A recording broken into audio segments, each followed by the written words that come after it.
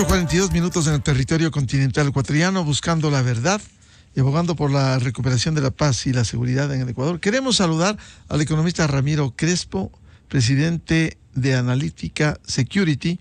Lo invitamos para conocer cuál es su visión de su amplia experiencia luego del triunfo del presidente electo Daniel Noboa en materia de inversión extranjera, riesgo país. Evidentemente, luego de este triunfo, bajó el riesgo país, pero seguimos altos. ¿Cómo atraer a la inversión extranjera? ¿Cómo lograr una mejor imagen internacional?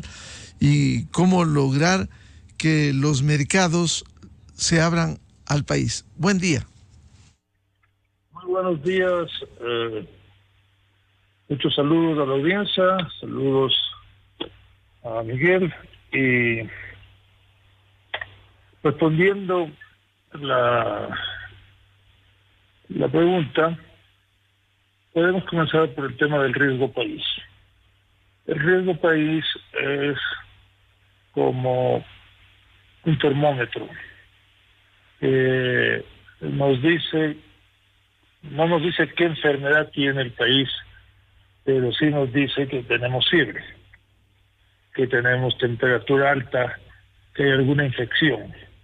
Básicamente, eso es lo que dice el riesgo país para los inversionistas. Un riesgo país alto quiere decir que algo está mal.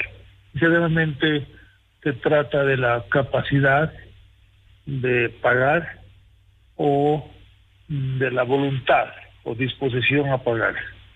Entonces, eso es algo fundamental, y el Ecuador, junto con Argentina, compiten por el récord mundial de moratorias en deuda externa.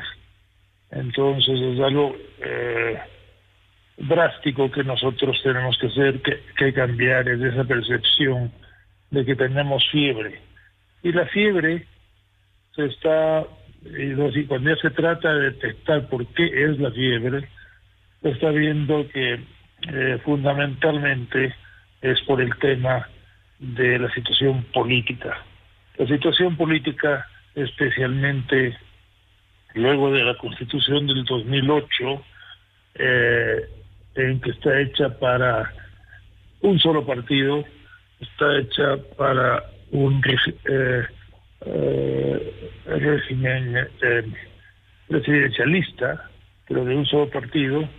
Entonces, cuando hay el presidente y la asamblea no son del mismo partido, realmente se crea los problemas que vimos en el caso del presidente Lasso. Prácticamente le hicieron imposible gobernar. Cada año buscaban un pretexto para sacarlo, y sencillamente se cansó y pidió la muerte cruzada, y ahora nos lo trae el presidente Daniel Noboa. El presidente Daniel Noboa, obviamente, es un suspiro de alivio para los mercados internacionales, porque ya lo había anticipado. Ya había esa información sido incorporada en el precio de los bonos. Entonces, si no hubiese ganado Daniel Noboa, hubiera habido una caída bastante fuerte de los bonos. Pero el triunfo de Daniel Noboa hace que los bonos suban un poco. El riesgo país se reduzca poco. ¿Por qué? Pues primero, ya estaba anticipado. Lo único que hizo fue confirmar lo que se había anticipado, y entonces la subida no fue algo espectacular, porque, repito, ya se había incorporado en el precio de que Daniel Noboa iba a ganar. Lo importante es de aquí en adelante comenzar a reducir ese riesgo país paulatinamente, para llevarle a niveles que nos permitan salir al Ecuador como país y como empresas al mercado internacional. Economista Ramiro Crespo, en ese sentido, con el nuevo gobierno, ¿usted ve buenas perspectivas, aunque sabemos que el periodo es corto, año y medio, pero que permita enviar mensajes de confianza hacia el exterior y atraer la inversión extranjera? Sí, hay que, bueno, primero, el presidente, aunque joven, ¿no? Pero eso también le hace un personaje muy atractivo para el mundo en general. Es un hombre muy preparado. Todo depende, por supuesto, mucho depende del gabinete que se rodee y de las políticas que trate de implementar y sus relaciones con el legislativo, sus relaciones con la oposición, y especialmente si evita este bloqueo permanente que ocurrió con el presidente Lasso. Pero básicamente se le ve como una persona muy amigable, digamos, muy a favor de los mercados, muy a favor de la democracia. Se le ve como una persona que cuando concluya su periodo, ¿no?, tratará o de reelegirse, o sencillamente se retirará de participar en la reelección, pero básicamente será un demócrata que cuando concluya sus periodos se retirará, mientras en el caso de una presidencia del grupo de lo que le llaman ahora la Revolución Ciudadana, presenta el temor de que nunca se irían, esta vez especialmente, porque ya fallaron, cometieron según ellos el error de nombrarle a Lenín Moreno, y se quedarían ya muchísimo tiempo y tendríamos una experiencia similar a Chávez, a Ortega y a Cuba, pero principalmente a Chávez y a Ortega. Entonces, por ese lado, se ve más un afianzamiento de la democracia, lo cual es muy importante. Se ve una presidente bien formado, en estupendas universidades, con una visión internacional buena y con políticas favorables a una economía de mercado. Eso también es muy importante. Después sí, tiene posibilidades de atraer inversión extranjera por su misma experiencia internacional en los negocios de la empresa, pero también por lo que ha dicho. Ahora, para atraer inversión extranjera, tenemos que tener políticas que favorezcan a esa inversión extranjera. Y esas tienen que ser, por supuesto, comenzando por la reducción del riesgo país, porque sencillamente, si el Estado está pagando rendimientos de 22%, 20%, entonces un inversionista piensa básicamente, ¿para qué voy a invertir en una empresa en el Ecuador con todos los problemas que me acarrea? No, sí puedo invertir con tasas de 20% en bonos del Estado ecuatoriano. Entonces, por eso mismo hay que reducir el riesgo país para que el inversionista no piense de esa manera y vemos que era una situación en la cual el inversionista piense que el bono ecuatoriano es muy seguro, pero y por lo tanto, pero su rendimiento por su seguridad no es comparable a lo que sería una inversión extranjera directa en empresas, en sectores de la economía que generaría entonces trabajo, transferencia de tecnología y estas ventajas que trae la inversión extranjera.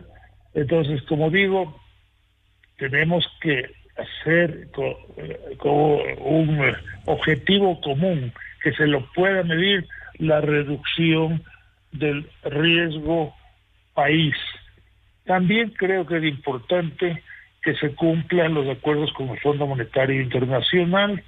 Por ejemplo, del último acuerdo no se ha cumplido todavía una cosa básica que es sorprendente que tenga que ser el Fondo Monetario Internacional quien nos pide que hagamos, cuando debería ser el pueblo ecuatoriano el que haya exigido a gritos. Es básicamente que las empresas del Estado tengan información transparente, información pública, balances financieros al día, que podamos saber cuáles son los activos, por ejemplo, de Petroecuador, cuáles son las deudas de Petroecuador, cuáles son, qué número de trabajadores hay, cuál es la eficiencia de la producción de Petroecuador, cuál es la real producción de Petroecuador, que sencillamente eso no, los contratos colectivos, los pasivos contingentes, nada de eso se sabe. El Petroecuador y antes Petroamazonas no han tenido una opinión de un auditor externo favorable en muchísimos años. Como usted sabe, una empresa, el auditor externo, una compañía seria como Pricewaterhouse, Deloitte o Ernst & Young, dicen, cuando las cosas están bien, los estados financieros están de acuerdo a las normas internacionales y todo está bien, digamos. En el caso de Petroecuador y Petroamazonas antes, sencillamente se han abstenido. Y en un momento del año 2014 se abstuvo el auditor externo, en el caso de Petroamazonas, primero porque no cumplían los decretos. Es decir, quien emite decretos en estos casos, el presidente y el ministro de Energía, no cumplían esos decretos. Segundo, cuando Petroamazonas le entregaba barriles, número de barriles, decía que había entregado tantos millones de barriles a Petroecuador para su comercialización, Petroecuador no confirmaba que era correcto, que era así. Una cosa básica en cualquier industria, donde el auditor, cuando uno dice que ha vendido tanto o que alguien, una empresa, de otra empresa le debe a la empresa que está siendo auditada, ellos mandan cartas para confirmar que lo que está diciendo la empresa auditada es correcto. Petroecuador nunca contestó y tampoco pudieron reconciliar caja y bancos. O sea, ni siquiera podían saber si lo que tenían en caja y banco correspondía. Y se hizo hace unas pocas semanas un concurso en el cual se invitaron compañías extranjeras a nivel mundial, como manda la ley ecuatoriana, y sencillamente se retiraron, porque si usted revisa detalladamente esas bases, es realmente un fiasco, es realmente un concurso que impediría a quien gane dar una opinión independiente, dar una opinión seria, porque no le permitirían trabajar con independencia. Si nosotros cumplimos, por ejemplo, estas condiciones que nos ha pedido el Fondo Monetario y que debemos de exigir el pueblo ecuatoriano, yo creo que las compañías, los organismos internacionales van a estar más dispuestos a continuar prestándonos, obviamente con las ventajas que eso representa, como son tasas de interés más bajas y mayor control de los gastos, y luego, conforme vamos bajando el riesgo país, eventualmente podremos hacer una transición de organismos internacionales, porque obviamente no van a poder prestarnos solo ellos, nosotros vamos a estar préstamos digamos, del mercado de capitales mundiales, entonces podremos tener también acceso a los mercados mundiales, y eso sería una cosa muy importante. Economista Ramiro Crespo, por lo que usted mencionó, ¿cuál pudo haber sido, rápidamente para volver a esto de la inversión extranjera, que es lo que interesa, cuál hubiese sido el escenario de ganar Luisa González? ¿Cómo estaría nervioso en el exterior, los mercados, si hubiese disparado el riesgo país? Un escenario, un resumen rápido de ese escenario. Sí, se hubiera disparado el riesgo país, el riesgo, o sea, el diferencial entre lo que gana un bono del Tesoro de los Estados Unidos, lo que paga un bono del Tesoro de los Estados Unidos hasta el 2030 y lo que paga el bono de del Ecuador hasta el 2030, es decir, el rendimiento que da por el precio que se vende, el diferencial llegó en un momento a 25% de diferencia, ¿no? Entonces luego se ha ido reduciendo. En el último año llegó ese diferencial a un 18%, luego llegó a 25% ¿no? O sea que para que un inversionista, en vez de invertir en bonos del Tesoro americano, invierta en bonos del gobierno ecuatoriano, tenía que pagar 25, tenía exención, rendimiento 25% mayor. Y eso, y luego estaba antes de las elecciones en 22.5 más o menos, y luego de las elecciones bajó a 22. Yo creo que si hubiera ganado Luisa González, hubiera vuelto a 25 y tal vez se hubiera ido poco a poco a 27 o cosas por el estilo, porque realmente lo que Luisa González decía no era en absoluto lógico para los mercados internacionales, como por ejemplo el uso de las reservas monetarias internacionales para que no estén como si fuera una cuenta de ahorro sin usar y se invierta en la supuesta deuda social, se invierta en educación, en salud. Y ya sabemos también lo mal invertido que fue el dinero en esos campos, en los gobiernos de la Revolución Ciudadana.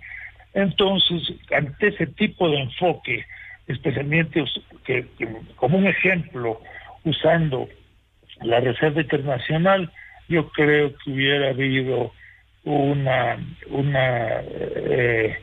aumento del riesgo país, una baja notable del precio de los bonos, y el Ecuador hubiera estado con mayores problemas de financiamiento para el año próximo que los que tiene.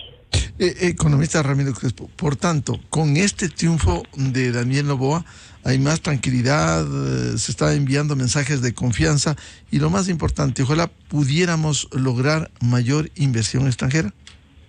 Sí, hay que hacer notar que el triunfo de Daniel Noboa es muy importante, ya estaba esperado por los mercados, es lo que los mercados querían, pero también hay que darle mérito a la señora Luisa González por haber reconocido inmediatamente.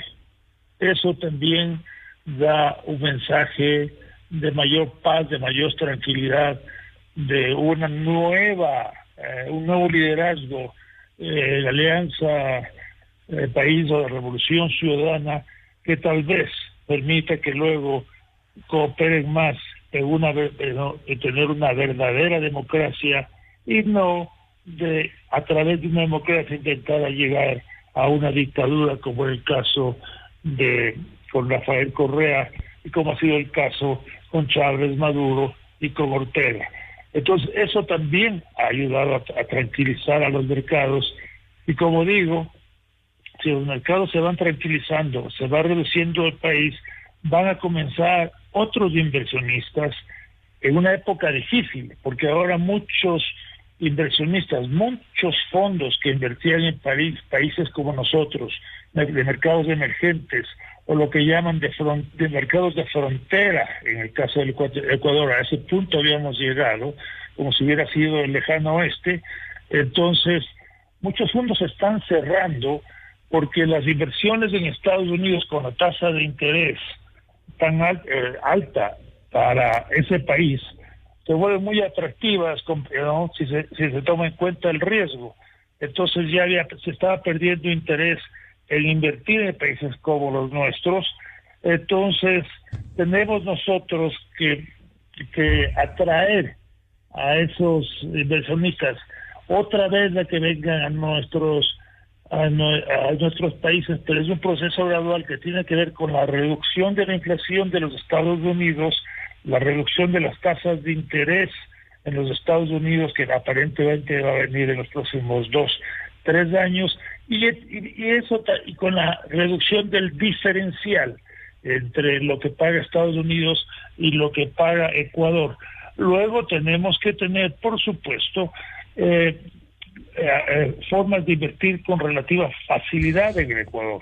Por ejemplo, una de las cosas fundamentales es un buen mercado de valores, un buen mercado de capitales, donde haya, para comenzar, un muy buen sistema de custodia. No podemos tener un sistema de custodia como ha sido el caso del DC Vale, con el escándalo notable de la ISPOL. Nosotros tenemos que ver una solución distinta, tal vez integrándonos a los mercados de Colombia, Perú, Ecuador, que son parte de la Alianza del Pacífico. Tenemos que mejorar la custodia, tenemos que mejorar la liquidez, y esta parte creo que es fundamental.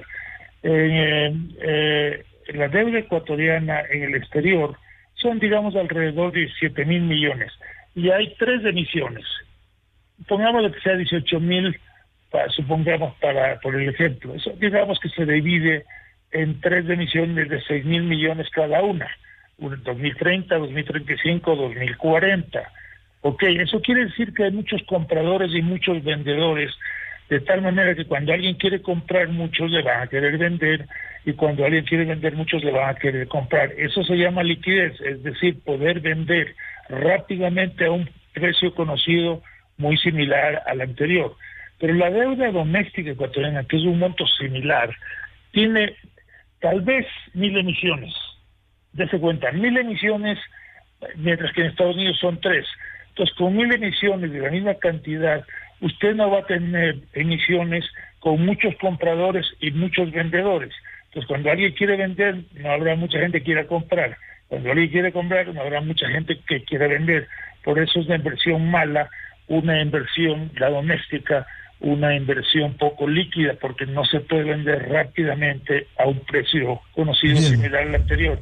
Entonces nosotros lo que tenemos que hacer es tratar de hacer como en el mercado internacional, tener pocas emisiones y inscribirlas en qué, en los depósitos de los internacionales de custodia como Euroclear, de tal manera que mañana los inversionistas puedan saltar de la deuda externa ecuatoriana que está, digamos, en Euroclear, a la deuda doméstica ecuatoriana que también estaría en Euroclear, y dependiendo de las circunstancias ellos pueden ir de uno a otro, y eso haría que el financiamiento externo del país y el financiamiento doméstico del país sea mucho mejor y a lo largo más barato. Muchas gracias al economista Ramiro Crespo, presidente de Analytica Security, de un tema importante, la imagen del Ecuador luego del triunfo de Daniel Noboa, especialmente la atracción de la inversión extranjera. Ramiro, muy amable. A las órdenes, un gusto. Con esto cerramos la jornada de entrevistas y debates, la opinión diversa y libre en la revista de Opinión Democracia por XFM, Democracia M y Democracia TV. Les recomendamos ya bien en XFM el show del Papaya. Y a los miles de seguidores de la revista de Opinión Democracia, muchas gracias por dispensarnos con su amable seguimiento. Les deseamos un feliz martes a todos. Muy buen día. La revista de Opinión Democracia, buscando la verdad en todas partes. ¿Con qué frecuencia te contactan tus clientes? ¿Con qué frecuencia consigues nuevos clientes? ¿Con qué frecuencia tu mensaje llega a tu audiencia objetivo? ¿Con qué frecuencia ves crecer tus ventas? ¿Con qué frecuencia impactas a tu audiencia con tu publicidad? En esta frecuencia te ayudamos a que ocurra con más frecuencia. XFM 92.5 en Quito, 89.7 en Riobamba y online XFM Ecuador.